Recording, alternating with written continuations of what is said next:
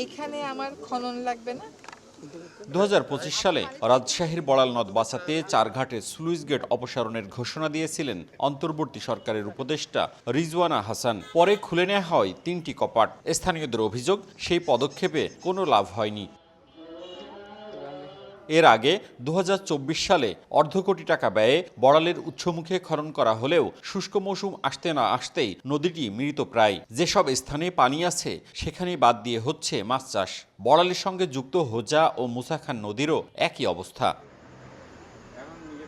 1650 hectare জমি সেচের আওতায় আনার লক্ষ্যে 2015-16 অর্থবছরে প্রায় 4.5 কোটি টাকা ব্যয়ে পদ্মার আরেক শাখা নারদ নদীর 34 কিলোমিটার খনন করেছিল বরেন্দ্র বহুমুখী উন্নয়ন কর্তৃপক্ষ। সেই নদীতেও পানি নেই, মেলে না সেচ সুবিধা। এর উপর অন্তত 20টি স্থানে বাঁধও দিয়েছে প্রভাবশালীরা। চারঘাট বাইন্দি মুখটা মরি গেছে, পানি শুলো না, বাড়তে পারে না, সুইট গেট দিই। এই কারণের জন্য এই নদীর পানি আর আসে না। ঈশ্বরপুরে যে বাঁধটা হয়েছে, তারপরে আপনার বড়ল ব্রিজ হয়েছে, এখানে পানি তো আসতে পারে না নদী। কারণ হচ্ছে আপনার জায়গা যা বাঁধা আছে, আপনার জায়গা বান্ধা আছে, এগুলো পরিষ্কার করে জানলা খনন করতে হবে আপনার আরো। স্থানীয়রা বলছেন, নদ নদীগুলো খনন হলেও নেই সুফল। পানি না থাকায় অস্তিত্ব সংকটে বিলীন হয়ে নদীগুলো পরিণত হয়েছে মরা খালে। পানি প্রবাহ বন্ধ থাকায় বিরূপ প্রভাব পড়েছে কৃষিতে। পদ্মার শাখা যে বড়াল নদী হচ্ছে, এটার নাম হচ্ছে নারদ নদী। এটার একটা আছে, মানে সংযোগ আছে।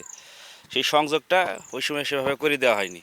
এই কারণে পদ্মার নদীর পানির এদিকে ঢুকে না। চারিদিকে বন্ধ থাকলে পানি আসবে কোথায়? এই কারণে পানি আর আসে না। আল্লাহর বৃষ্টি যেটুকু হয় এইটুকুই পানি থাকে।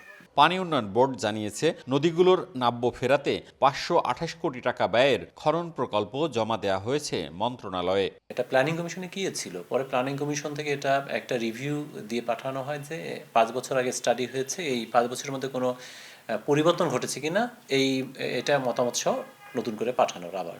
তো সেটা আমরা রেডি করেছি। রাজশাহীর চারঘাটের পদ্মা থেকে উৎপত্তি বড়ালের, অন্যদিকে মুসাখান নদের উৎপত্তি বড়াল থেকে। আর নাটোরের পাইকপাড়ায় মুসাখান নদ থেকে নারদ যুক্ত হয়েছে পদ্মার সঙ্গে। মওদুদ রানা, সময় সংবাদ, রাজশাহী।